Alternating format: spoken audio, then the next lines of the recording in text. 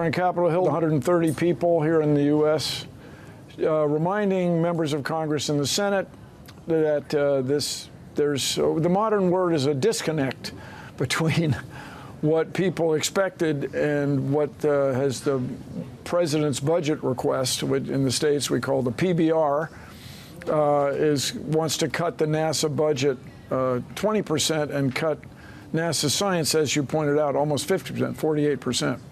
And the budget as presented is full of typos. It refers to the fiscal year 2026, which would be last year. It's how to say, a lazy document.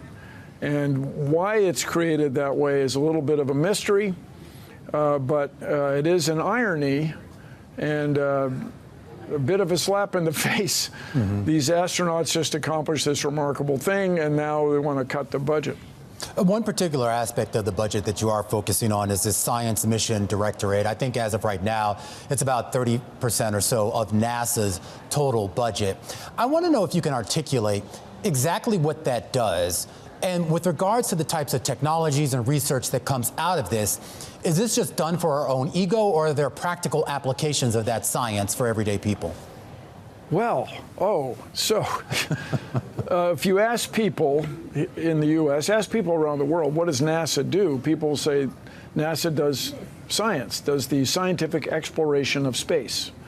And as far as what are going to be the practical applications, the answer is absolutely, without question, we don't know. That's the whole idea. One of the founders of the Planetary Society, Bruce Murray, who was the head of the Jet Propulsion Lab in the heyday of the Voyager missions and the Viking missions, the first landers on Mars, he pointed out that people asked him, what are you going to find when you explore these other worlds? He said, we don't know what we're going to find. That's why we're exploring. So we remind everybody that China National Space Administration is going wild, doing extraordinary things in space. A lot of smart people working very hard in China. They're going to put people on the moon in 2030. They are sending missions to the outer planets. They're planning a mission beyond the heliopause, where the particles streaming off the sun are run out of momentum. Yeah. And so by not competing, the United States would be conceding the lead to other space agencies, which I don't think is what anybody wants. And so we're talking about the White House's fiscal year 2027 budget request, which would take NASA funding from $7.25 billion to $3.9 billion. To go from 7.25 to 3.9, what is cut if you do see that scale of a reduction? So if you're asking me, and I got the impression you were, I am. It's 53 missions, 53 space missions. These are spacecraft and the ground support systems and the staff that run the spacecraft and collect the data and process it.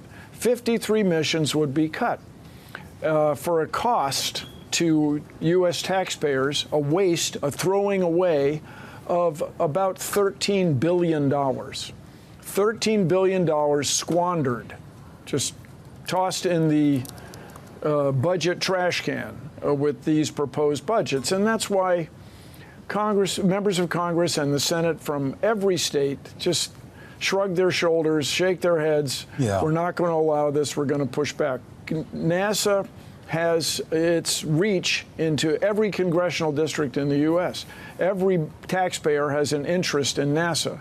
And every taxpayer has an interest in NASA science, because that's where the discoveries are made. And I just remind everybody, we are on the verge of making discoveries here in the solar system that will change the course of human history.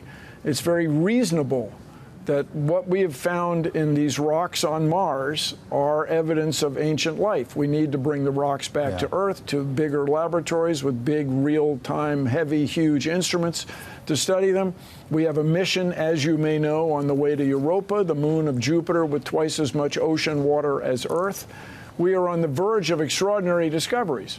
And so to be canceling or trying to cancel 53 missions, 53 budget line items right now is odd at best. And we are here to ensure that it doesn't happen. I am curious, though, Bill. I mean, some of the folks in Congress would argue that the private sector has picked up the mantle of some of this. I was watching Blue Origin finally land their reusable rocket relatively successfully. There are people that look at the progress that SpaceX has made and says that private industry can help carry the U.S. space program much further than a completely government-led or government-run space program. What do you make of that?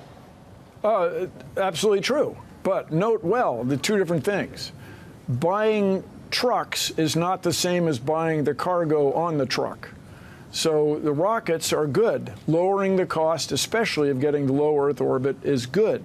Lowering the cost of sending payloads on the order of 2 or 3, 4 tons to the moon is good. But that's not what NASA science does. NASA science does unique missions with unique one-of-a-kind instruments. Well, unique one-of-a-kind.